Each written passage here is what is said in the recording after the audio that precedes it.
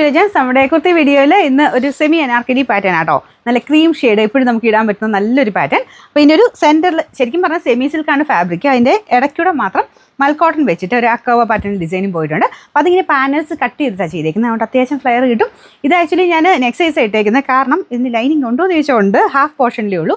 ഇവിടം വരെ ലൈനിങ് കൊടുത്തിട്ടുണ്ട്. കാരണം ആ ഈ ഒരു പോർഷനിൽ നമുക്ക് അങ്ങനെ ഒരു ട്രാൻസ്പെറൻസി ഫീൽ ചെയ്യാതിരിക്കാൻ വേണ്ടി അവിടെ മാത്രം ലൈനിങ് കൊടുത്തിട്ടുണ്ട്. താഴത്തോട്ട് കുഴപ്പമൊന്നുമില്ല കേട്ടോ.